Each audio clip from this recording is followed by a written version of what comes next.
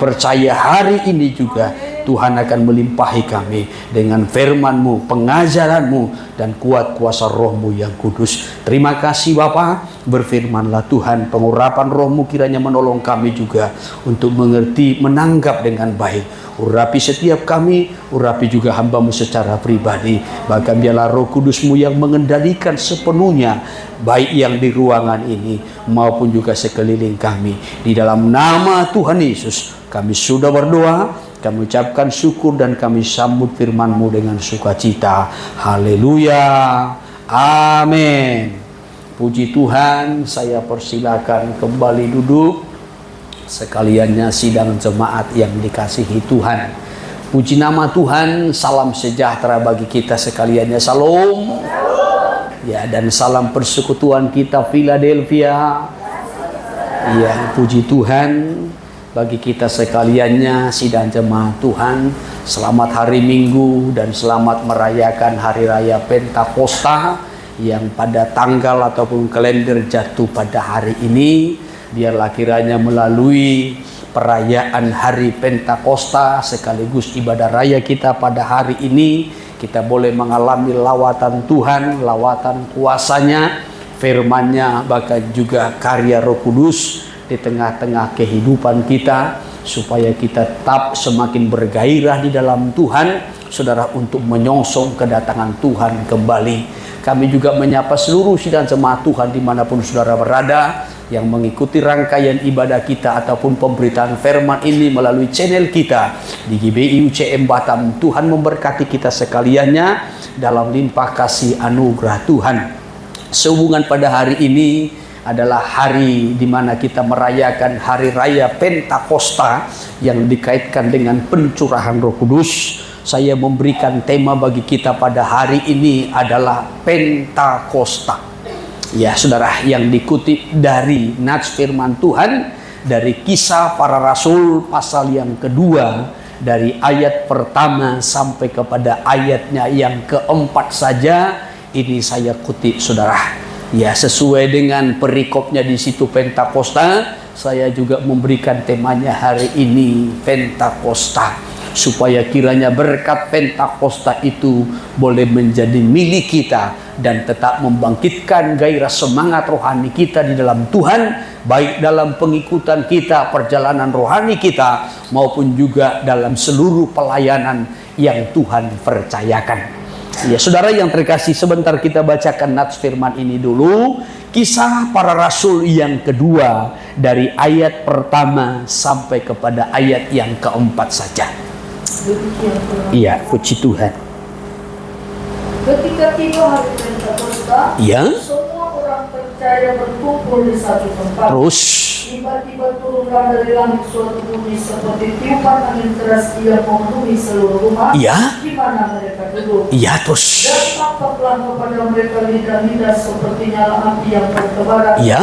dan hinggap pada mereka masing-masing. Iya, terus Maka penuhlah mereka dengan Roh Kudus. penuh Roh Kudus, terus Lalu mereka mulai berkata-kata dalam bahasa-bahasa lain, Iya. seperti yang diberikan oleh Roh itu kepada mereka untuk mengatakannya. Iya. Nah, puji Tuhan saudara, saya kutip hanya sampai kepada ayat yang keempat saja. Setelah peristiwa kematian dan kebangkitan Yesus dari kematian, Yesus masih ada 40 hari di bumi ini. Dan ia terus memberitakan tentang kerajaan Allah kepada murid-muridnya, kepada orang-orang percaya yang datang kepada Yesus. Bahkan ia terus menguatkan hati murid-muridnya supaya tetap bertekun di dalam Tuhan. Saudara, selama 40 hari. Setelah 40 hari, maka Yesus memberikan pesan-pesan yang terakhir kepada murid-muridnya sebelum ia terangkat ke sorga. Ia berkata, jadikanlah semua bangsa muridku, baptislah mereka dalam nama Bapa, Anak, dan Roh Kudus, dan ajarlah mereka untuk melakukan segala sesuatu yang kuperintahkan kepadamu, dan ketahuilah aku menyertai kamu sampai kepada kesudahan zaman. Tetapi sebelum engkau pergi untuk memberitakan Injil, menjadikan segala bangsa menjadi muridku, maka engkau harus menanti di Yerusalem sampai engkau akan diperlengkapi dengan kuasa Roh Kudus dari tempat maha tinggi. Setelah Yesus menyelesaikan semua pesan-pesan terakhir kepada murid-muridnya, maka Yesus terangkat ke sorga, disaksikan oleh murid-muridnya dan orang-orang percaya yang bersama-sama dengan dia pada saat itu. Setelah Yesus terangkat ke sorga, maka murid-muridnya kembalilah dari Bukit Zaitun ke Yerusalem. Maka di Yerusalem, di suatu ruangan di loteng atas, mereka selalu berkumpul, bertekun di dalam doa sejak Yesus terangkat ke sorga. Maka 10 hari kemudian setelah Yesus terangkat ke sorga, mereka juga berkumpul tepat pada waktu itu di mana orang Israel biasanya merayakan hari raya Pentakosta. Ketika mereka berkumpul dan berdoa bersama, maka turunlah Roh Kudus ke atas mereka yang digambarkan tadi seperti lidah-lidah api dan hingga pada mereka masing-masing. Dan Kisah Para Rasul yang pertama mencatat mereka yang berkumpul itu sekitar 120 orang. Dan mereka semua penuh dengan Roh Kudus. Dan pada mereka masing-masing turun lidah-lidah api pada kepala mereka masing-masing pada tiap-tiap orang. Lalu mereka mulai berkata-kata dalam bahasa yang asing bagi mereka, yang sering disebutkan dengan bahasa Roh Kudus. Pada hari Pentakosta. Itu yang sudah kita baca tadi, nats firman Tuhan dari Kisah Para Rasul, dari pasal yang kedua ayat 1 sampai kepada ayatnya yang keempat. Kata Pentakosta tidak lagi menjadi asing bagi kita. Tetapi saya akan tetap kembali menerangkan sejarah dan pengertian Pentakosta tentunya. Supaya kita tidak hanya berkata Pentakosta, api Pentakosta. Ya, saudara yang terkasih, tetapi kita tentu harus mengerti sejarah dan pengertian dari kata Pentakosta.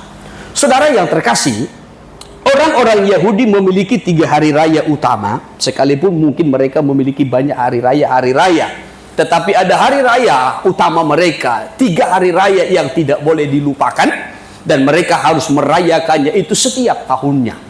Yang pertama itu adalah hari raya Paskah, atau yang disebut juga dengan hari raya roti tidak beragi. Lalu yang kedua adalah hari raya 7 minggu. Itu yang disebutkan dengan hari raya Pentakosta. 7 minggu itu sama dengan 49 hari. Lalu hari yang ke-50-nya, besok harinya, mereka harus merayakan hari raya itu. Dan selama 7 hari ke depannya, mereka harus merayakan itu. Itu disebutkan juga dengan hari raya panen atau hari raya penuaian. Baru hari raya utama yang ketiga itu adalah hari raya Pondok Daun. Jadi 3 hari raya ini mereka harus rayakan secara rutin setiap tahunnya. Ya, maka pada waktu itu orang-orang Yahudi itu berserak ke segala bangsa. Ya, namun tepat pada hari raya Pentakosta mereka kembali. Mereka datang ke Yerusalem karena Yerusalem itu adalah pusat ibadah mereka. Maka mereka datang dari perantauan kembali ke Yerusalem untuk merayakan hari raya Pentakosta, hari raya 7 minggu. Dan pada saat itu 120 orang percaya sedang berkumpul di satu tempat dan berdoa, dan tiba-tiba Roh Kudus turun ke atas mereka dan mereka penuh dengan Roh Kudus dan ada lidah-lidah api di atas kepala mereka masing-masing. Maka orang-orang Yahudi yang datang dari perantauan mereka melihat, menyaksikan peristiwa itu, sehingga mereka terkagum-kagum, mereka terheran-heran melihatnya. Ini peristiwa apa? Ini kejadian apa? Ya, belum pernah terlihat seperti ini di wilayah Israel, di Yerusalem. Itu yang diceritakan pada Kisah Rasul pasal yang kedua. Lalu nanti Petrus bangkit berkhotbah untuk menerangkan ya peristiwa itu tentang Roh Kudus yang dicurahkan. Tetapi saya belum sampai ke sana. Saya mau mengutip sejarah dan pengertian daripada Pentakosta. Nah, kembali saudara. Ya, sejarah dan pengertian Pentakosta. Yang pertama-tama, orang Yahudi merayakan hari Pentakosta itu sebagai hari raya penuaian atau hari raya panen. Iya. Dalam Ulangan pasal 26, pasal 16 ya, pasal 16. Ulangan, coba sebentar kita lihat dulu. Ya, kitab Ulangan pasal yang ke-16. Iya. Di situ perikopnya 3 hari raya utama. Ya, ayat 1 sampai kepada ayatnya yang ke-8, ya, itu adalah hari raya Paskah. Lalu ayat 9 sampai kepada ayat 11 itu adalah hari raya 7 minggu ataupun hari raya Pentakosta. Coba ayat 9 saya kutip. 7 minggu harus kau hitung. Iya. Pada waktu orang mulai menyebutkan dunia. Iya. Terus. Haruslah engkau mulai menghitung 7 minggu itu. Iya. Terus.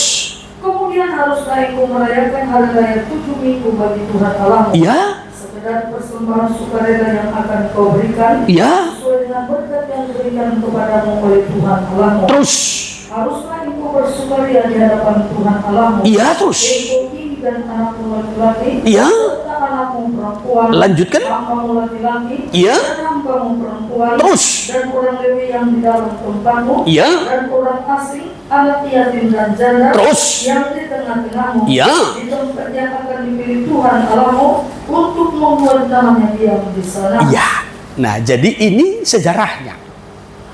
Ya, Tuhan memberikan kepada mereka suatu hari yang harus dirayakan, yaitu ketika mereka berada dalam suasana panen ataupun penuaian. Ya, penuaian. Ya, saudara yang terkasih, ya, jadi hari raya 7 minggu atau hari raya Pentakosta ini disebutkan dengan hari raya penuaian. Ya. Kenapa dikatakan hari raya 7 minggu? Ya, mereka harus hitung selama 7 minggu. 7 minggu itu sama dengan 49 hari. Contohnya kemarin. Ya, semalam 49 hari. Lalu sekarang hari yang ke-50, maka hari ini mereka harus memulai perayaan itu. Dan 7 hari ke depan. Mulai sekarang, besok, hari ketiga, keempat, dan sampai kepada hari yang ke-7.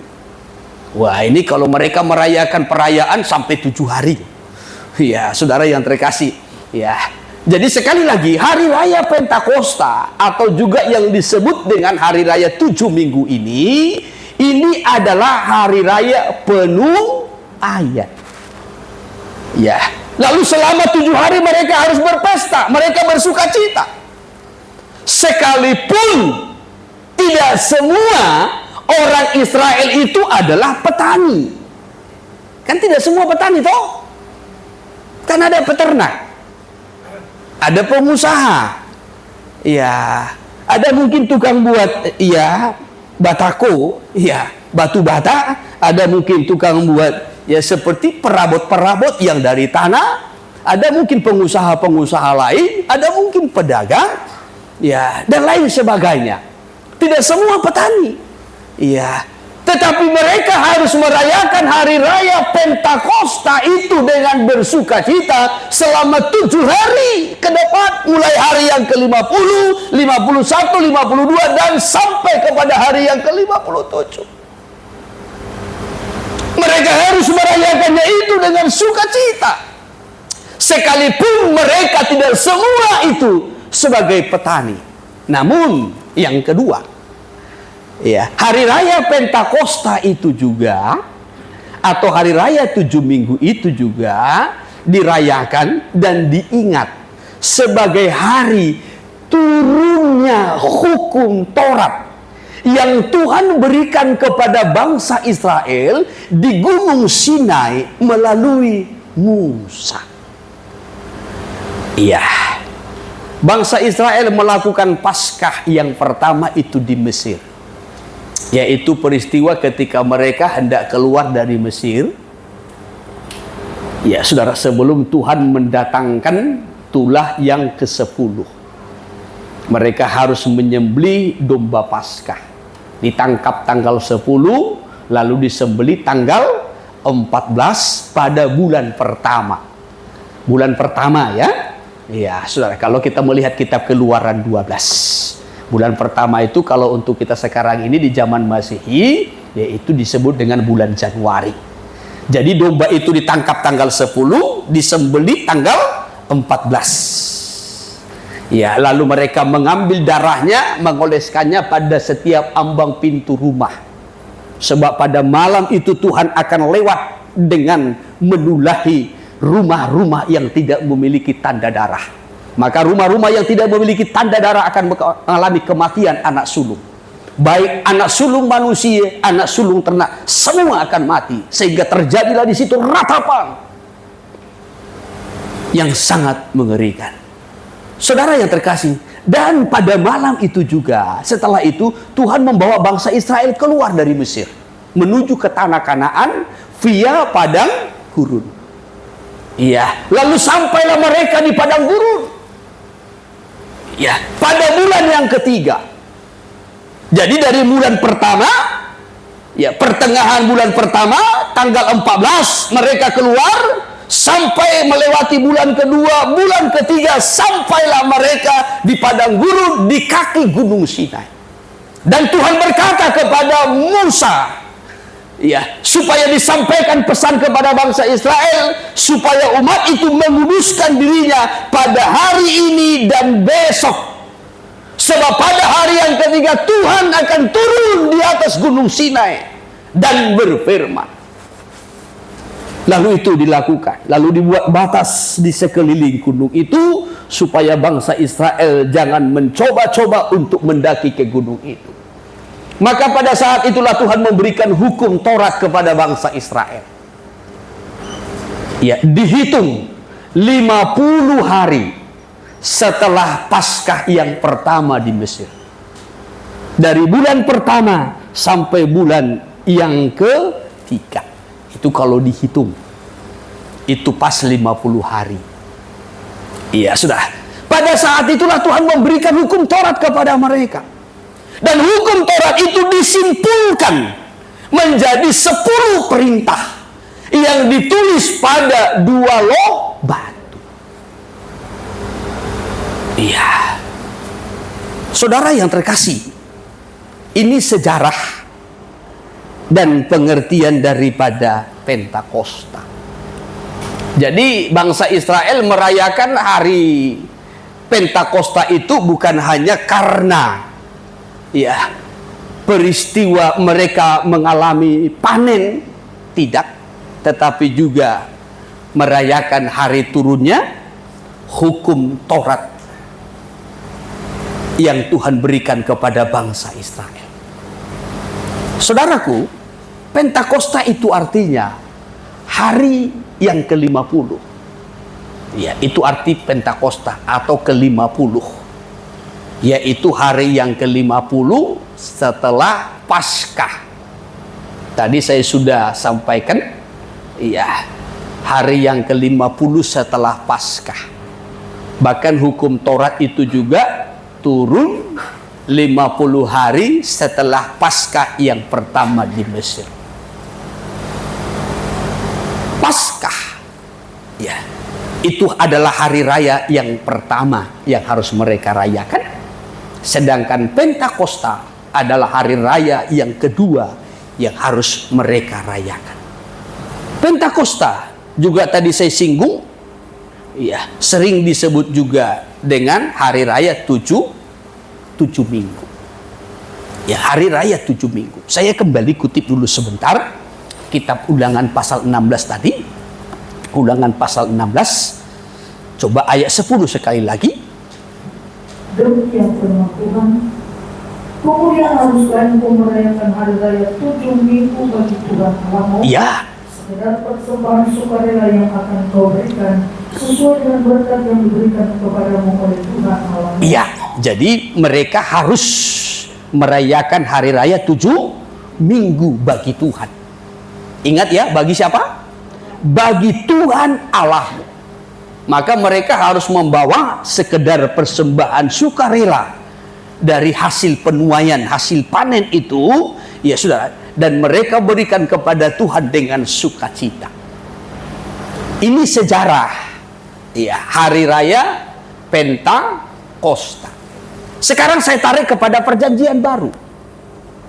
Tadi dalam Kisah Rasul pasal yang kedua yang sudah kita baca nats firman Tuhan bagi kita pada hari ini, di situ perikopnya Pentakosta, dan saya juga memberikan temanya pada hari ini adalah Pentakosta. Ya, Pentakosta ini dalam perjanjian baru dikaitkan dengan hari turunnya Roh Kudus. Sekali lagi, Pentakosta ini dikaitkan dengan hari turunnya Roh Kudus. Iya, yaitu 50 hari setelah kebangkitan Yesus. Di awal tadi saya sudah terangkan, setelah Yesus mati, bangkit pada hari yang ketiga. Dia mati hari Jumat, maka hari yang ketiga itulah tepatnya pada hari Minggu. Ya sudah.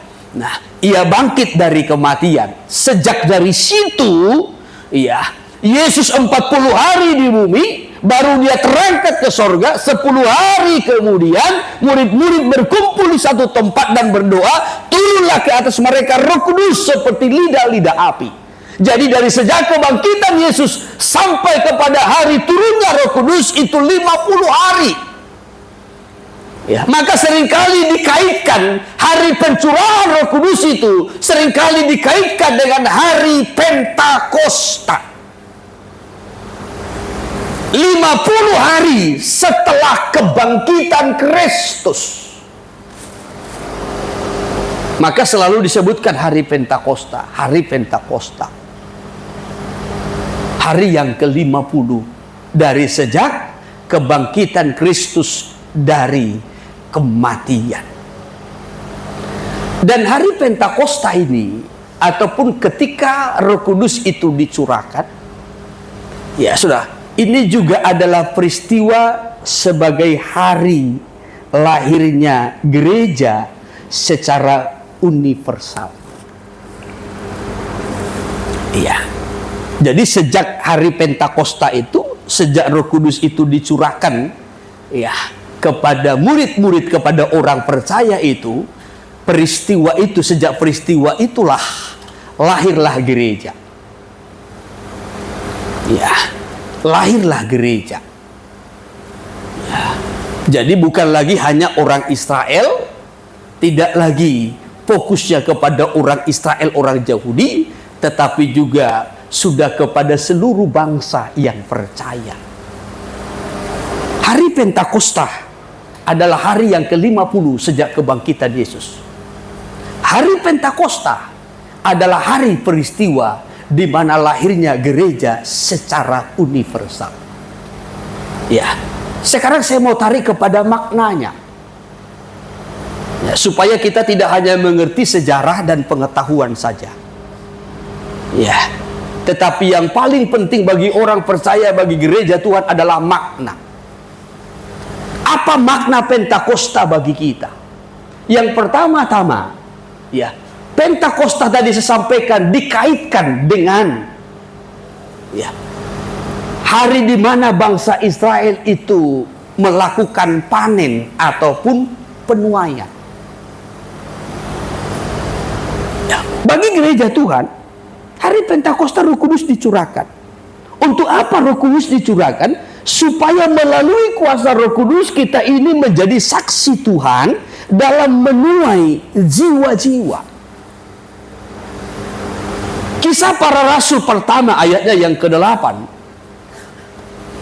Iya. Perkataan Yesus sebelum dia terangkat. Demikian. Ya. Tetapi kamu akan menerima kuasa. Kamu akan menerima kuasa. Terus. Kalau Roh Kudus turun ke atas. Kalau Roh Kudus turun ke atas kamu. Terus. Dan kamu akan menjadi saksiku di Yerusalem. Iya. Dan di seluruh Yudea. Iya. Dan Samaria. Terus. Dan sampai ke ujung. Iya, kamu akan menjadi saksiku. Iya, mulai dari Yerusalem, Samaria, Judea, sampai ke ujung bumi. Jadi Roh Kudus itu dicurahkan kepada orang-orang percaya supaya orang-orang percaya memberitakan Injil, memberitakan kabar baik, kabar kesukaan itu untuk menuai jiwa. Ya, kalau dulu orang Israel merayakan hari raya Pentakosta itu sebagai hari raya penuaian gandum. Tetapi bagi kita gereja Tuhan, perayaan hari raya Pentakosta itu kita dipenuhi dengan Roh Kudus. Roh Kudus dicurahkan kepada gereja supaya gereja memberitakan Injil dalam menuai jiwa. Haleluya. Ya, jadi bukan hanya Pentakosta itu kita senang dengan penuh dengan Roh Kudus. Ya sudah, roh kita dibakar, roh kita digairahkan, setelah itu kita diam paku, bukan itu. Ya. Seringkali orang percaya gereja senang dengan kepenuhan Roh Kudus, tetapi tidak mengerti, tidak memahami makna daripada Roh Kudus. Kenapa Tuhan memberikan Roh Kudus itu? Supaya kita diberi kuasa, keberanian, kesanggupan dalam memberitakan Injil, dalam menuai jiwa-jiwa, itu tujuannya. Memang ketika kita dipenuhkan dengan Roh Kudus, rasanya badan ini pun ringan, ya ada sukacita, seakan-akan beban kita diangkat, kita lupa dengan masalah, lupa dengan persoalan. Ya sudah, walaupun berat beban yang kita pikul, rasanya kita mampu karena Roh Kudus. Puji Tuhan, tetapi bukan itu tujuan utamanya, bukan. Ya. Tujuan utama daripada Roh Kudus itu dicurahkan supaya kita menjadi saksi dalam memberitakan Injil, memberitakan kebangkitan Yesus, memberitakan Yesus hidup, memberitakan Yesus adalah keselamatan, supaya jiwa-jiwa dituai. Kalau dulu orang Israel menuai gandum, sekarang gereja Tuhan menuai jiwa-jiwa. Amin. Haleluya. Haleluya. Itu makna yang pertama. Iya. Lalu makna yang kedua. Ya. Pentakosta itu maknanya bagi gereja Tuhan adalah sebagai penggenapan janji Allah, di mana Roh Kudus itu diberikan kepada kita untuk menuntun kita orang-orang percaya dan membawa kita kepada kebenaran, menyampaikan kepada kita kebenaran, menerangkan kepada kita tentang kebenaran, dan memeteraikan kebenaran itu di hati kita. Ya. Maka Injil Yohanes mencatat begini: kalau ia datang, yaitu roh kebenaran, ia akan memimpin kamu ke dalam seluruh kebenaran. Itu Yohanes 16 ayatnya yang ke-13. Iya. Tetapi kita mundur dulu kepada pasal 14. Pasal yang ke-14. Yohanes 14 ayat yang ke-26. Iya, Roh Kudus itu akan mengajar kita tentang kebenaran, tentang firman. Tetapi penghibur, yaitu Roh Kudus, ya, yang akan diutus oleh Bapa dalam namamu, ya, dialah yang akan mengajarkan segala sesuatu kepadamu, terus, dan akan mengingatkan kamu akan semua yang telah kukatakan kepadamu. Iya, jadi Roh Kudus itu akan mengajarkan, Roh Kudus itu akan mengingatkan tentang kebenaran, tentang firman itu. Ya, bukan hanya mengajarkan, bukan hanya mengingatkan, tetapi di dalam kitab Ibrani dikatakan akan dituliskan pada loh hati kita masing-masing. Firman itu akan dituliskan, ditorehkan di hati orang-orang percaya. Iya, saya kaitkan dengan Ibrani pasal 8 dulu sebentar. Ibrani pasal 8 ayat 10.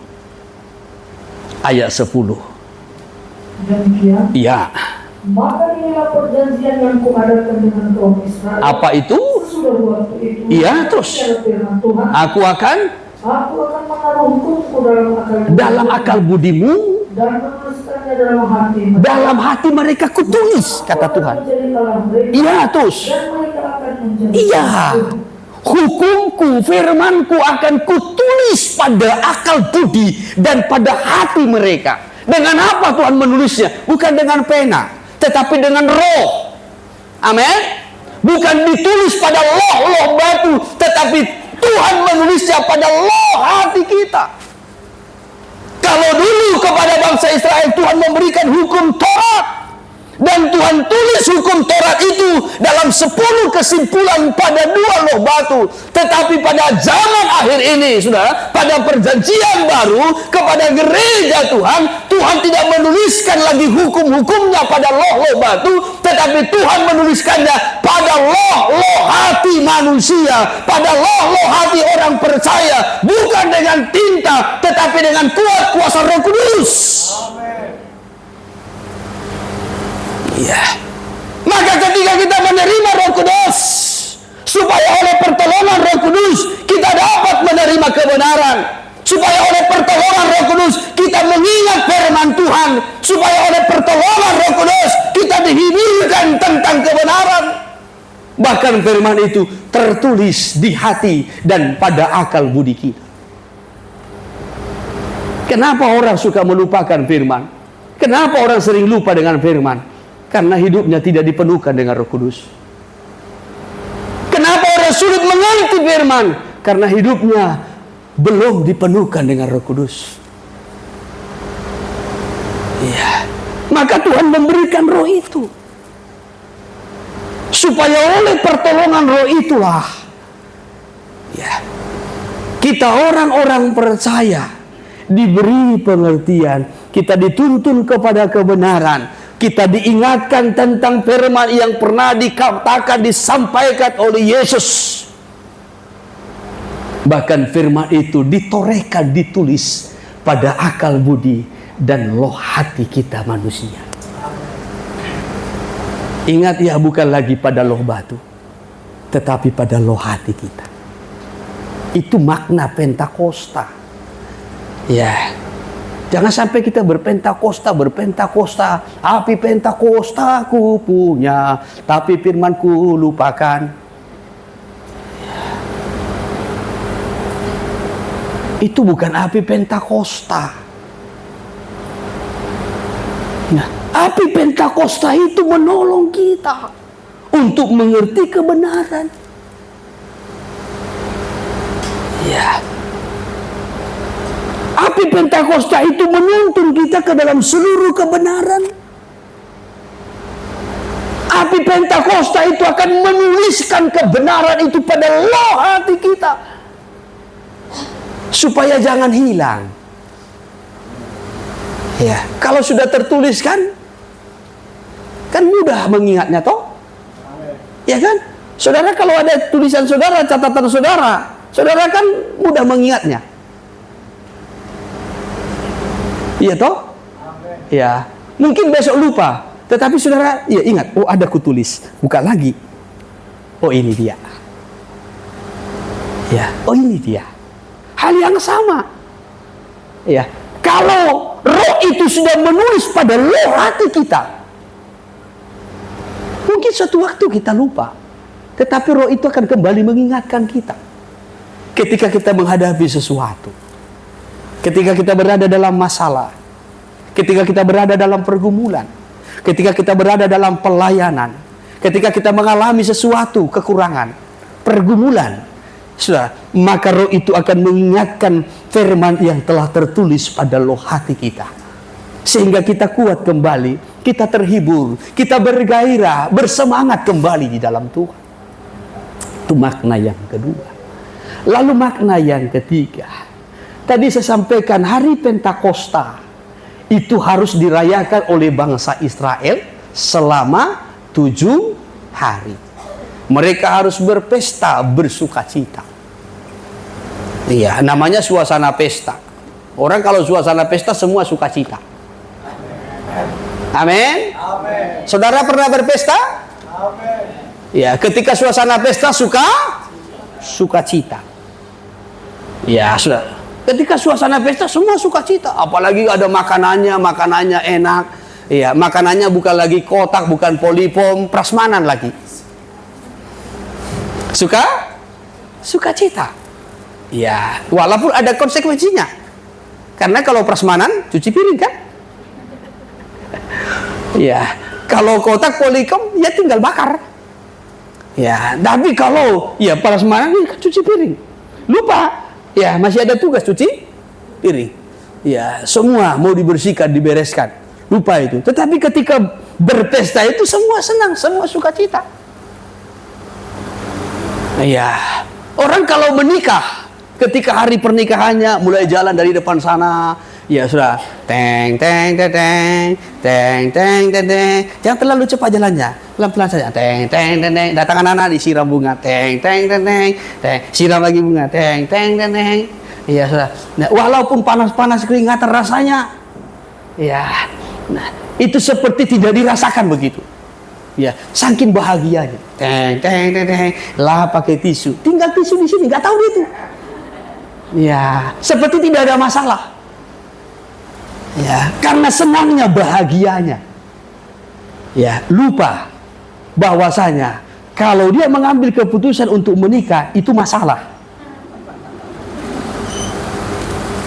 Masalah kan? Ya. Saudara yang sudah menikah ini, mana masalah saudara yang lebih besar ketika single atau sudah menikah? 99% pasti akan berkata, saya sudah menikah. Susah aku menghadapi suamiku ini, susah aku mengurus anak-anakku ini, belum lagi mertuaku, apalagi edakku.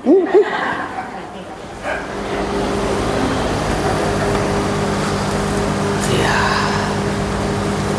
Saudaraku, kalau ketika saudara single, apalagi saudara kerja, oh gampang saja. Saudara malas masak, makan padang. Ya, bulan tua, ya nggak usah pakai lauk, kuah aja dengan sayur. Ya, nasinya 2 tumpuk, banyakin ya. Ya, yang satu kuah rendang, yang satu kuah gulai ya. Hafal. Ya, biar lebih hemat, paket hemat. Ya. Nah, tapi ketika pesta itu rasanya nggak ada yang kurang. Ya, senang, bahagia, sukacita. Ya, kalau orang tuanya mikir, apalah nanti bayar ini semua. Ya, catering masih hanya di DP. Kan begitu toh? Ya, salon juga masih hanya di DP. Ya, semua ini dipikirkan. Belum lagi salam-salam. Ya, akhirnya Pak Gembala pun nggak salam lagi, lupa nyalamnya. Ya, karena sudah salam keluarga semua. Nah, saudara yang terkasih, yang saya mau sampaikan bukan salam-salamnya. Yang saya mau sampaikan itu adalah suasana pesta adalah suasana sukacita. Saudara bayangkan kalau bangsa Israel itu berpesta 7 hari. Ya. Setelah 49 hari, ya, maka hari yang ke-50 adalah awal pesta mereka. Dan selama 7 hari ke depan, mereka harus berpesta, bersukacita, merayakan panen. Masa penuaian, sekaligus juga mereka merayakan hari turunnya hukum Taurat yang Tuhan berikan kepada mereka melalui Musa. Mereka bersukacita. Baik para petani, peternak, pengusaha, dan lain sebagainya. Mereka bersukacita Tuhan memberikan hukum-hukumnya.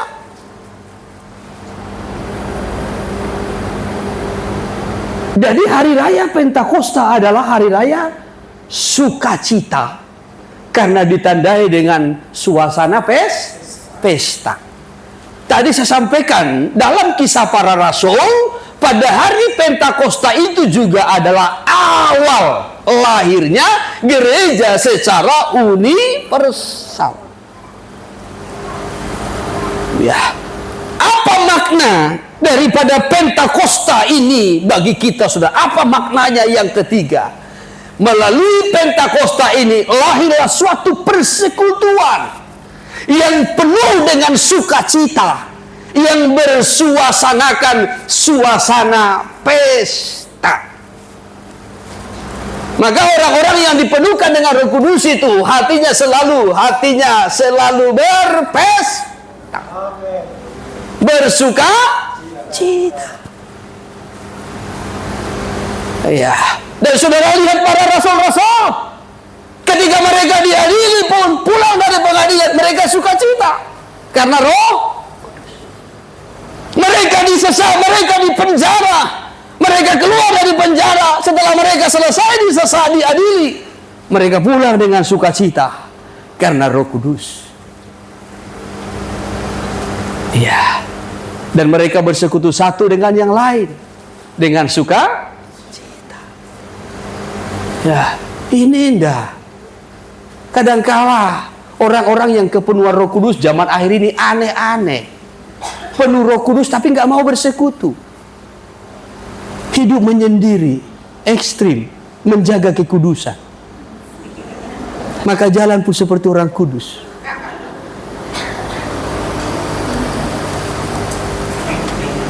Orang yang penuh Roh Kudus itu suka bersekutu. Ya, bukan memisahkan diri, menjaga kekudusan. Persekutuan itu kudus.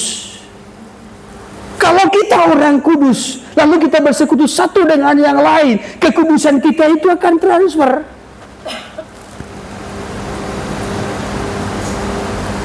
Maka kita mencatat begini, kalau kita bergaul dengan orang bijak menjadi, kalau kita bergaul dengan orang berdosa, kita jadi berdosa.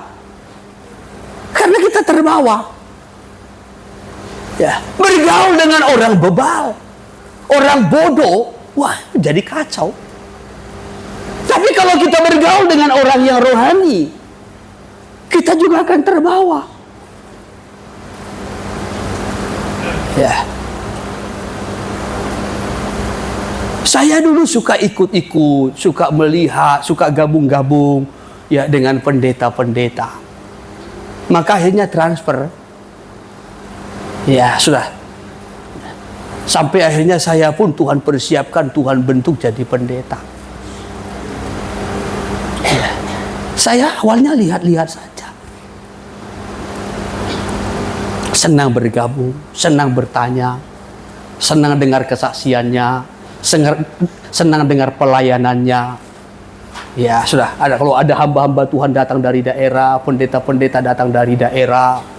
Ya saudara, ya dulu seperti di kota Medan itu, ya sekali sebulan itu ada pertemuan hamba-hamba Tuhan dari daerah-daerah. Ya waktu itu saya masih seorang mahasiswa. Saya suka dengar kesaksiannya. Ya saya suka gabung. Saya suka melayani mereka. Ya, saudara yang terkasih, ya akhirnya hati ini juga ya termotivasi, bagaikan terseret untuk ikut menjadi seorang hamba Tuhan. Ya, maka orang-orang yang penuh dengan Roh Kudus ini suka bersekutu. Lihat seperti pada gereja mula-mula dalam Kisah Rasul pasalnya yang kedua itu. Ya, setiap hari mereka berkumpul, mereka bersekutu, mereka memecahkan roti, berdoa bersama, bertekun dalam pengajaran, mereka bersuka cita. Ya, sudah bagaikan suasana pesta yang mereka alami setiap harinya. Sehingga orang-orang lain melihatnya, orang-orang lain kagum, orang-orang lain juga senang, sehingga Tuhan semakin menambahkan jumlah mereka. Karena tiap hari suasana pesta. Ya, jadi jangan sampai penuh Roh Kudus, ya, tetapi nggak ada suasana pesta, sukacita pun susah, senyum pun susah. Tapi bahasa rohnya nggak tahu sampai kemana. Ya, lewat jembatan 6. Ya, kalau berbahasa roh lewat sampai ke jembatan 6. Tapi senyum pun susah. Ya, bergabung bersekutu satu dengan yang lain susah. Ya. Yang lain gabung di sini, dia menyendiri di pojok sana. Ya, baru nanti buka HP. Seakan-akan ada hal yang penting.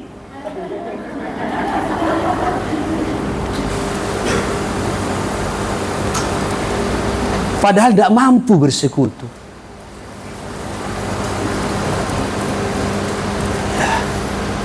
Itu bukan tipe orang Kristen. Kekristenan awal itu adalah orang-orang yang penuh dengan roh. Di mana pertama kali disebut Kristen? Antioquia. Itu kan Kisah Rasul pasal 11 ayat 26. Ya, di Antioquia lah murid-murid itu pertama kali disebut Kristen. Ya. Coba. Iya. Mereka tinggal bersama-sama dengan jemaat itu 1 tahun lamanya, Ya. sambil mengajar banyak orang. Terus Di Antioquia lah murid-murid itu untuk pertama kalinya disebut Kristen. di mana pertama kali disebut Kristen? Di Antioquia lah murid-murid itu untuk pertama kali disebut Kristen. Iya. Di Antioquia. Ya, Kristen sama dengan Nasrani. Apa itu arti Nasrani? Itu adalah orang-orang ya pengikut Yesus dari Nazaret. Itu asal katanya dari Nazaret. Ya, sudah menuju kepada pengikut-pengikut Yesus atau murid-murid Yesus orang Nazaret. Ya, maka dari kata Nasrani itu ke Kristen, saudara. Ya, saya tidak sempat menerangkan itu keseluruhannya. Ya, saya menekankan di sini. Di Antioquia lah murid-murid itu untuk pertama kali disebut Kristen. Tapi ingat, ya, mereka disebutkan Kristen, ya, mereka yang sudah penuh dengan Roh Kudus. Kisah Rasul 13. Kita naik dulu ayat 52. Demikian. Iya. Dan murid-murid di Antioquia penuh dengan sukacita dan dengan Roh Kudus. Iya, murid-murid di Antioquia yang tadi disebutkan Kristen. Iya, mereka penuh dengan Roh Kudus. ya ini dulu, jangan langsung lompat dulu. Mereka penuh dengan orang Kristen itu selalu penuh dengan tunjukkan wajah Kristen. Jangan wajah peot, ayo tunjukkan wajah Kristen. Loh, kok gitu sih mata Kristen melep? Ya, mata orang Kristen itu bersinar. Ya, karena lahir dari suka? Ya, bukan.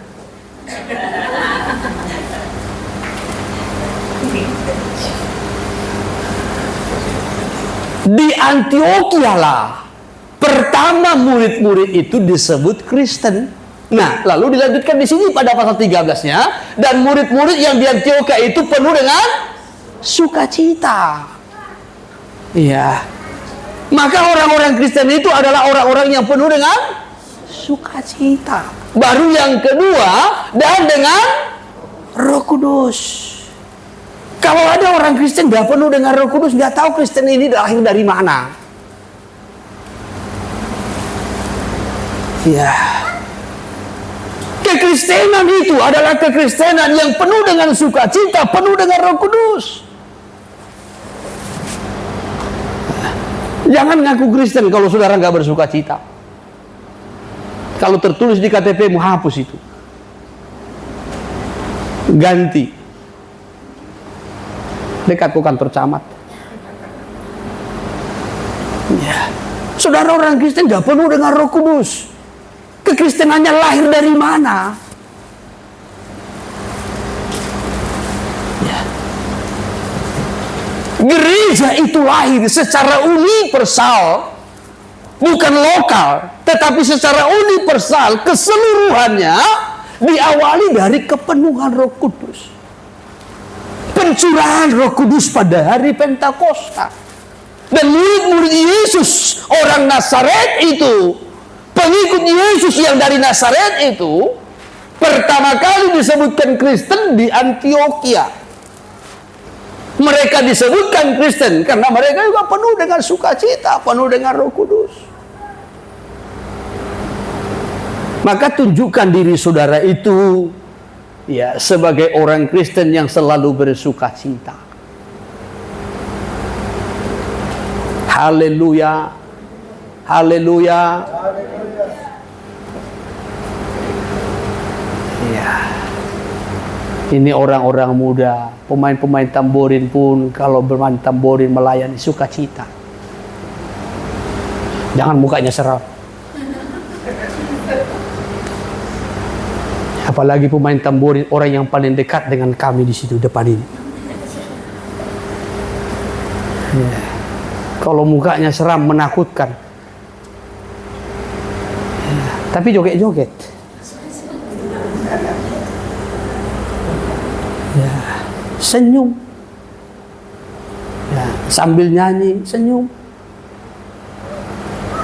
Ya. Ini cantik-cantik tapi susah senyumnya.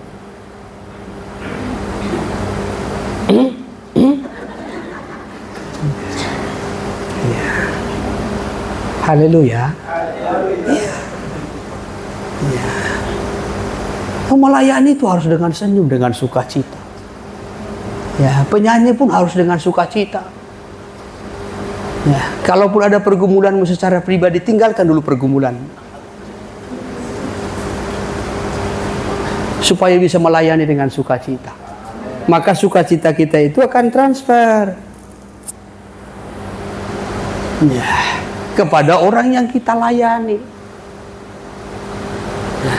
Tapi kalau kita sendiri pun tidak bisa merasakan sukacita, bagaimana kita bisa mentransfer sukacita itu? Sukacita pun bisa ditransfer, bukan hanya uang. Ya, kalau uang gampang transfernya. Ya, sukacita ini. Ya, roh yang berkobar-kobar itu, roh yang menyala-nyala, transfer.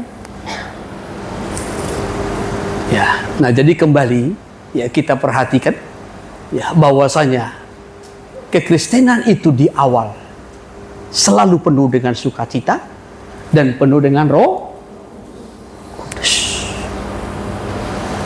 Nah, kembali kepada tema kita.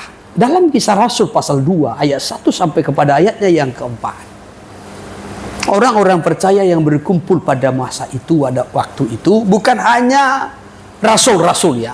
Bukan hanya 12 rasul yang sudah ditambahkan dengan Matias, tidak, tetapi juga ada 120 orang katanya, termasuk perempuan-perempuan di situ. Ya sudah, ya berkumpul bersama-sama. Itu kalau kita melihat Kisah Rasul pasalnya yang pertama. Ya, ada perempuan-perempuan juga. Lalu mereka penuh dengan Roh Kudus. Ketika mereka penuh dengan Roh Kudus, turun ke atas mereka lidah-lidah seperti nyala api. Dikatakan ayatnya yang keempat, lalu mulailah mereka berkata-kata. Ya, maka penuhlah mereka dengan Roh Kudus, lalu mereka mulai berkata-kata dalam bahasa-bahasa lain, seperti yang diberikan oleh Roh itu kepada mereka untuk mengatakan. Jadi dari mulut mereka pada masa itu keluar kata-kata bukan dari pikiran atau dari hatinya, tetapi dari Roh. Ya, Roh Kudus itu yang mengatakannya. Itu yang kita kenal dengan bahasa Roh Kudus ataupun bahasa Roh, bahasa lidah dalam terjemahan lamanya. Ya, saudara yang terkasih, ya, kata-kata itu tidak lahir dari pikiran. Kalau lahir dari pikiran kan kita bisa haleluya, kami puja, kami sembah Tuhan. Ya, kalau itu lahir dari hati kita, dari pikiran kita. Tetapi ini bukan. Ya, kata-kata ini, bahasa ini dari Roh Kudus itu sendiri yang mengatakannya, yang keluar melalui mulut kita. Sekali lagi, ini yang disebut dengan bahasa Roh.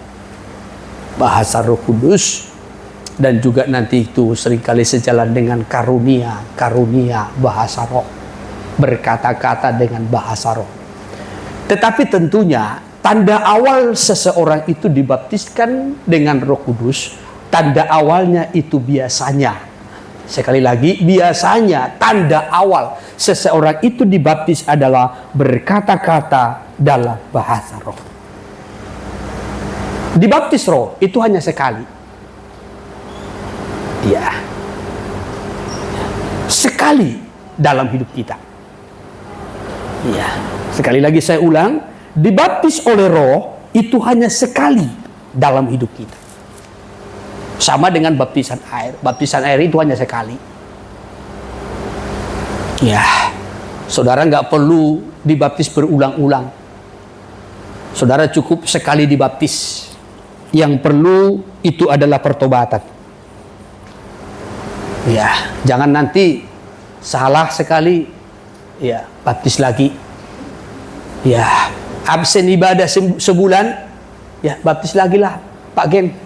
Ya, ya seperti yang kemarin itu seperti kurang pas, kurang sah. Ya, nah lalu nanti merantau 2 tahun lagi ke negeri lain, pulang. Ya, rasanya seperti sudah penuh dengan dosa, penuh dengan kesalahan, nggak pernah ibadah, meninggalkan pelayanan, lalu minta dibaptis lagi. Tidak perlu. Ya, baptis air itu hanya cukup sekali, sesuai dengan Alkitab. Yang perlu bertobat itu terus menerus. Haleluya. Hal yang sama dengan baptisan Roh Kudus. Baptisan Roh Kudus itu hanya sekali. Dan biasanya tanda awal ketika kita dibaptiskan dengan Roh Kudus, kita berkata-kata dengan bahasa roh. Tetapi penuh dengan Roh Kudus harus terus menerus. Bedakan ya. Dibaptis oleh Roh Kudus hanya sekali dalam hidup kita. Dan biasanya tanda awal itu kita berkata-kata dengan bahasa roh. Tetapi penuh dengan Roh Kudus itu harus terus menerus. Bukan berulang-ulang. Beda berulang-ulang, beda dengan terus-menerus. Kalau terus-menerus berarti continue. Kalau berulang-ulang, hari ini penuh dengan roh, mungkin besok tidak, lusa tidak, baru kembali lagi penuh dengan roh. Pokoknya setiap ibadah minggu penuh dengan roh. Di luar ibadah minggu penuh dengan, ya entah apalah. Ya, penuh dengan kedagingan, penuh dengan keduniawian. Ya. Atau hanya pada hari Pentakosta saja setiap tahun penuh dengan Roh Kudus. Ya, sampai 2 semalam-malaman. Mungkin selama 10 hari. Lalu penuh dengan Roh Kudus, hilang suara, serak. Ya, saya bukan mau mengkritisi, saya bukan mau menyalahkan kalau kita mengadakan doa selama 10 hari, tidak. Tetapi saya mau menyampaikan, penuh dengan Roh Kudus itu harus terus menerus, continue, bukan berulang-ulang. Kalau berulang-ulang berarti ada kalanya penuh dengan roh, ada kalanya tidak, ada kalanya penuh dengan roh, ada kalanya tidak.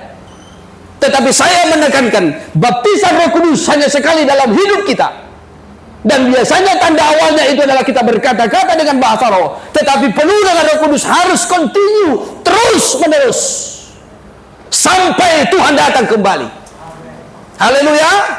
Kenapa kita penuh dengan Roh Kudus? Kenapa kita harus penuh dengan Roh Kudus? Saya mau menyampaikan beberapa poin yang sangat penting.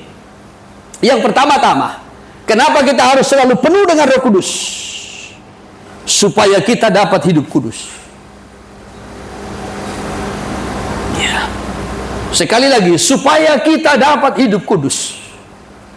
Sebab rohlah yang dapat membaharui kita, manusia daging menjadi manusia rohani. Ya. Dari manusia yang cemar oleh karena dosa menjadi manusia yang hidup dalam kekudusan. Kitab Titus pasal yang ketiga dari ayat 5 sampai kepada ayat 7 saya kutip lebih dahulu. Suratan Rasul Paulus kepada Titus. Ya. Demikian Titus 3 ayat yang kelima. Iya. Pada waktu itu dia telah menyelamatkan kita, Terus. bukan karena perbuatan baik yang telah kita lakukan, Iya. tetapi karena rahmat. Iya, kita diselamatkan bukan karena perbuatan baik. Amin. Bukan karena baiknya kita, bukan karena banyaknya perbuatan-perbuatan yang kita lakukan. Bukan karena salehnya kita, tidak. Ya, bukan karena banyaknya korban-korban kita sehingga kita diselamatkan, bukan. Tetapi kita diselamatkan katanya, tetapi karena rahmatnya oleh permandian kelahiran kembali. Jadi kita diselamatkan oleh Tuhan karena rahmat Tuhan, karena kasih Tuhan, karena anugerah Tuhan, grace, pemberian Tuhan. Haleluya. Melalui suatu proses yang namanya kelahiran kembali. Iya. Jadi kelahiran kembali itu adalah satu proses. Kelahiran itu kan proses, kan? Iya. Ketika kita dilahirkan atau ketika seorang bayi dilahirkan, itu kan suatu proses. Maka itu seringkali disebutkan dengan proses persalinan. Kalau Ibu Kila paling paham mungkin hal itu. Ya, saya hanya paling paham soal kelahiran secara rohani. Ya, tetapi yang pasti itu adalah suatu proses. Tapi jangan salah dalam menanggap. Ya, bahwasanya keselamatan itu kita peroleh bukan karena prosesnya, tetapi sekali lagi tadi karena anugerah, rahmat Tuhan. Tuhan sediakan anugerah itu, tetapi ada prosesnya. Saya seringkali memberikan gambaran begini. Ya, saya punya handphone ini. Saya mau berikan ini cuma-cuma kepada saudara, bagi saudara yang mau menerimanya. Ambillah. Gak ada yang mau, ya udah.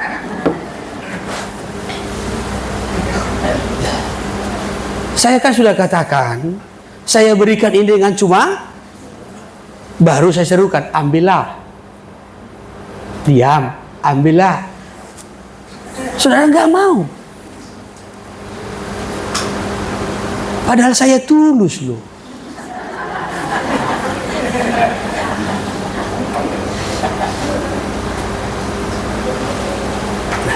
Saya sediakan tadi dengan cuma-cuma. Nah, ketika saudara datang mengambilnya, itu proses.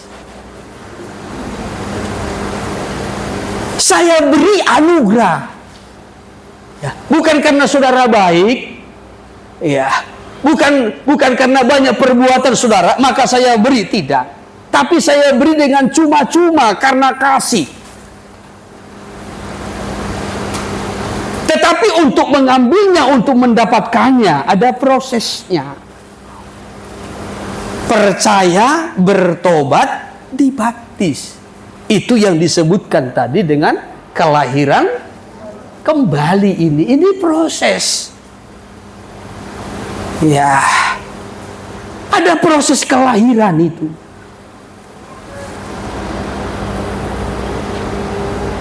Ya. Dan setelah lahir, ya, kita kan dilahirkan ke sebagai manusia berdosa, toh. Setelah kita lahir baru, kita percaya, kita mau bertobat, lalu kita memberikan diri kita dibaptiskan dengan air. Apakah kita sudah langsung kudus? Kita kan sudah bertabiatkan dosa.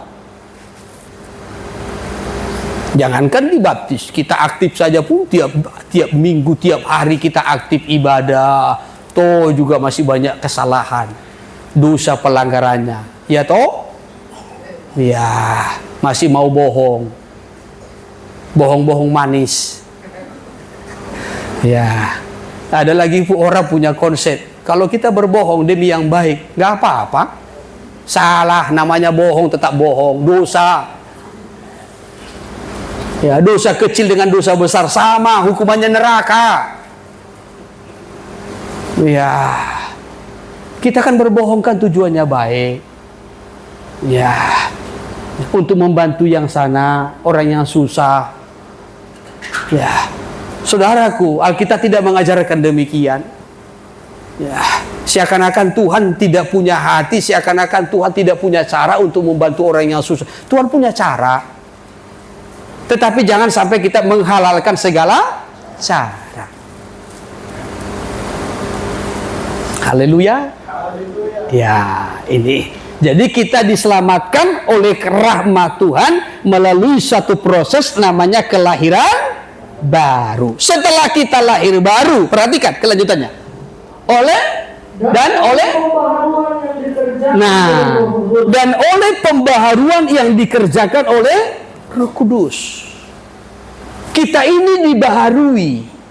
Kita dilahirkan sebagai manusia yang berdosa dan bertabiatkan dosa. Setelah kita lahir baru, tabiat dosa belum hilang. Ya.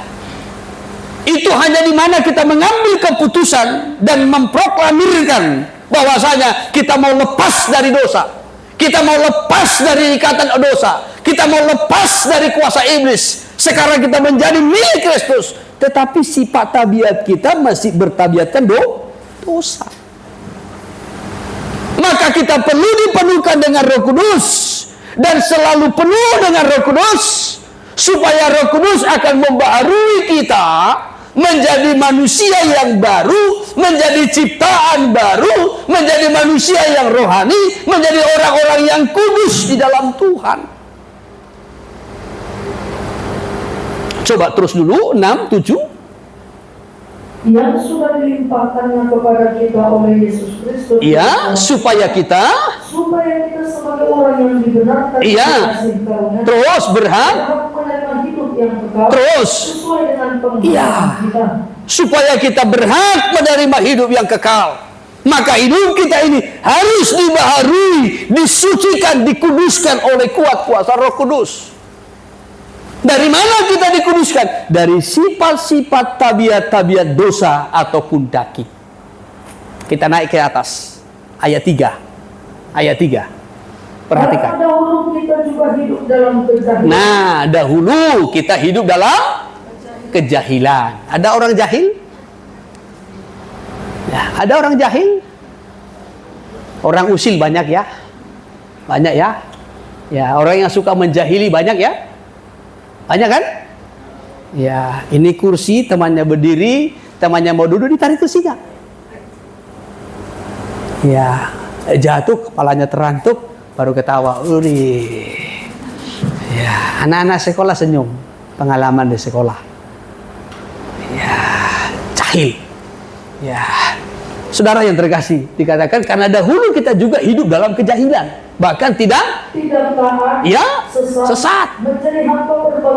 Menjadi hamba berbagai-bagai nafsu dan keinginan. Ya, terus. Hidup dalam kejahatan, Terus. kedengkian, Ya. keji, Ya. saling membenci. Ini hidup kita dulu, latar belakang kita. Ya. Setelah kita masuk gereja, tabiat ini masih terbawa. Ya, masih terbawa. Masih ada yang jahil tadi.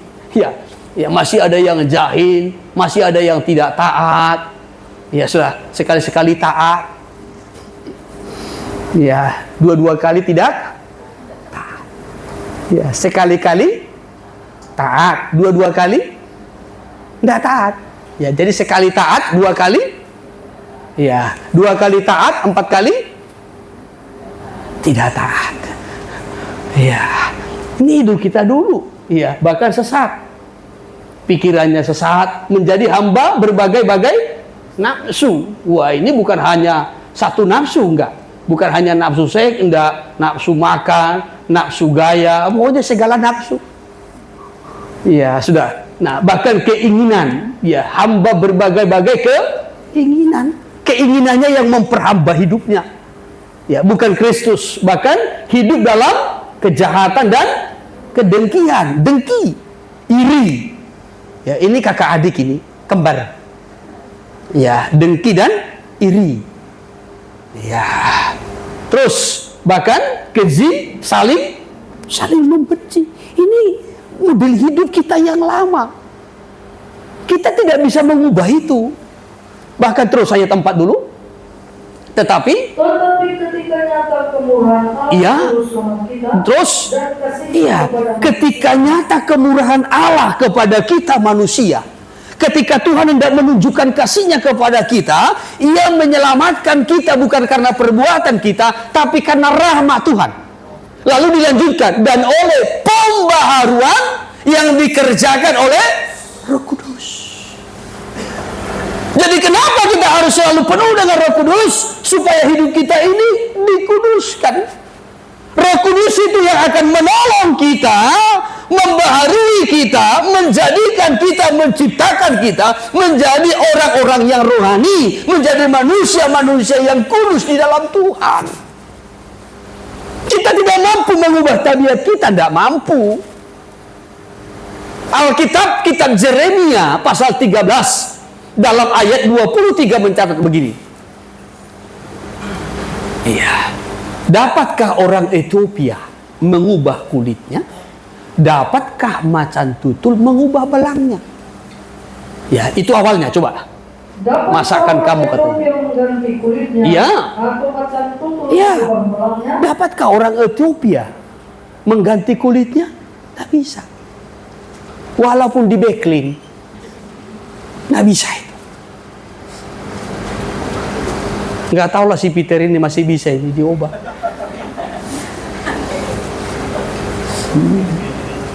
Ya. Udah sama aku tengok dengan si Eka. Ya. Tapi kalau si Eka ini karena bertukang, suruh pakai topi nggak mau. Ya, kena panas terik dia. Kenapa nggak mau? Nanti kau hitam, biar sama dengan Kidung Agung. Hitam aku tapi manis. Ya. Orang Ethiopia tidak bisa mengubah kulitnya. Ya. Maka kalau saudara orang-orang muda ini ada kerinduannya mau menikah dengan orang-orang Ethiopia bagian Eropa sana, ya jangan berpikir nanti bisanya putih itu. Dia AC nanti putih itu. Saudara buat pun AC itu dua yang di belakang sana yang besar-besar itu. Saudara satu dari depan, satu dari belakangnya. Siang malam takkan berubah itu.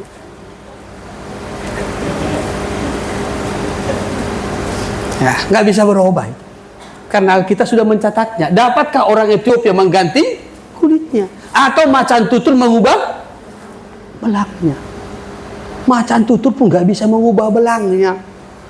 Ya. Sudah itu bawaannya, sudah itu tabiat. Lalu dilanjutkan. Tuhan tidak berbicara tentang binatang. Iya. Tuhan tidak berbicara tentang orang Ethiopia. Tuhan tidak berbicara tentang macan tutul. Tetapi Tuhan berbicara tentang kita. Masakan kamu dapat berbuat baik, hai orang-orang yang sudah membiasakan diri berbuat jahat. Kita sudah terbiasa, hidup kita dulu, latar belakang kita, dari mana kita dilahirkan, kita bertabiatkan dosa. Kita tidak akan pernah bisa mengubah tabiat dosa itu, kecuali oleh Roh Kudus. Ya, maka kita diberikan Roh Kudus. Bukan hanya membaptiskan kita lalu kita mendapatkan bahasa roh, tidak, tetapi kita harus selalu penuh dengan Roh Kudus itu secara kontinu, terus menerus. Supaya oleh pertolongan Roh Kudus kita diubahkan dari tabiat daging, tabiat dosa itu menjadi orang-orang yang rohani, yang kudus di dalam Tuhan. Ya, itu yang pertama. Kenapa kita harus selalu penuh dengan Roh Kudus? Supaya hidup kita menjadi orang-orang yang kudus. Tentu Roh Kudus ini diberi, ya sudah, yaitu kepada orang-orang yang mau percaya dan bertobat. Ya, memang Alkitab mencatat, ya, Tuhan akan mencurahkan Roh Kudus kepada semua manusia, laki-laki dan perempuan, tua dan muda, bahkan anak-anakmu pun akan penuh dengan Roh Kudus katanya. Orang-orang muda mendapat penglihatan, ya, taruna-taruna muda dan orang-orang tua akan mendapat mimpi. Tetapi ingat, kepada siapa Tuhan memberikan Roh Kudus ini, supaya oleh Roh Kudus itu kita akan dikuduskan dari waktu ke waktu. Ini hanya kepada orang-orang yang mau bertobat. Ya, Kisah Rasul pasal 2 ayat 38. Demikian. Iya. Jawab Petrus kepada mereka, Ya. bertobatlah, Terus. dan hendaklah kamu masing-masing memberi dirimu dibaptis dalam nama Yesus Kristus Terus. untuk pengampunan dosamu, Ya. maka kamu akan menerima Ya. karunia Roh Kudus. Ini. Maka kamu akan menerima karunia Roh Kudus. Tapi apa ketentuannya? Yang pertama bertobat. Ya, bertobatlah. Jadi kalau ada tanda pertobatan, kita mau bertobat. Baru yang kedua, memberi dirimu dibaptiskan. Baptisan air, baptisan Yohanes sebagai tanda pengampunan dosa. Ya, bertobatlah dan hendaklah kamu masing-masing memberi dirimu dibaptis dalam nama Yesus Kristus untuk pengampunan dosamu. Maka kamu akan menerima karunia Roh Kudus. Atau Roh Kudus yang dikaruniakan. Ya, jadi kepada siapa Roh Kudus itu diberi? Kepada orang yang mau bertobat, yang mau berbalik kepada Tuhan. Ya, kenapa masih banyak orang tidak menerima Roh Kudus? Karena tidak memiliki hati untuk bertobat, tidak memiliki hati untuk berbalik kepada Tuhan, tidak memiliki kerinduan meninggalkan dosa dan kejahatan, tidak memiliki kerinduan untuk mengalami keubahan di dalam Tuhan.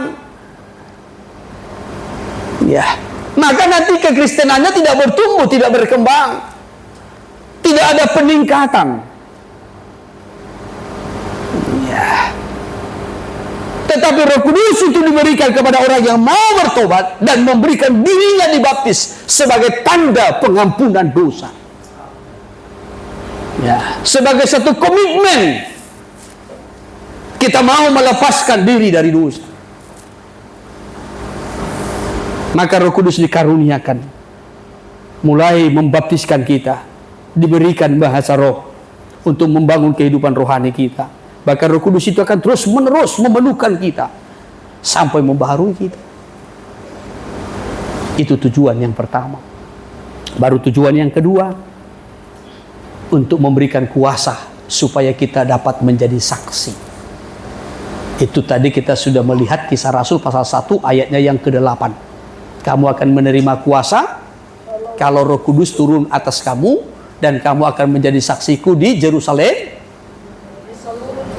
seluruh Judea, dan Samaria, sampai ke ujung bumi. Kamu akan menjadi saksiku, kata Tuhan. Saudaraku, menjadi saksi bukan hal yang mudah. Menjadi saksi bukan perkara sepele. Itu pergumulan. Saya kutip contoh saja, menjadi saksi dalam suatu perkara saja itu berat. Menjadi saksi di pengadilan itu berat. Maka banyak orang tidak mau. Kalau ada kecelakaan di jalan raya, ya saudara, lalu nanti kecelakaan itu ditangani oleh polisi, ya aparat, ya saudara, lalu nanti dicari saksi mata yang melihat peristiwa itu. Banyak orang tidak mau. Ya, karena itu menyita waktunya, pikirannya, tenaga, dan lain sebagainya. Hal yang sama. Ya. Tetapi Tuhan melengkapi kita dengan rohnya, supaya kita memiliki kuasa dan menjadi saksi. Yang saya mau sampaikan, menjadi saksi itu bukan hal yang mudah, tidak. Bukan hal yang sepele. Karena Tuhan tahu itu bukan hal yang mudah, maka Tuhan memberikan Roh Kudus sebagai kuasa, sebagai kemampuan bagi kita, supaya kita dapat menjadi saksi yang benar. Apa yang perlu kita saksikan? Yang perlu kita saksikan, Yesus hidup, Yesus bangkit, Yesus keselamatan. Di dalam Yesus kita mengalami kelepasan. Di dalam Yesus kita mengalami kesembuhan. Di dalam Yesus kita mengalami pemulihan. Di dalam Yesus kita mendapat pertolongan. Apapun masalah pergumulan kita, di dalam Yesus adalah jawaban. Itu yang harus kita saksikan. Dan disaksikan kepada seluruh bangsa. Mulai Yerusalem, seluruh Yudea, Samaria, sampai ke ujung bumi. Berarti kesaksian ini menjadi kebutuhan segala bangsa. Kesaksian ini menjadi kebutuhan segala suku, kaum, dan bahasa. Kesaksian ini menjadi kebutuhan semua manusia, tua dan muda, laki-laki dan perempuan, miskin dan kaya, sehat dan sakit.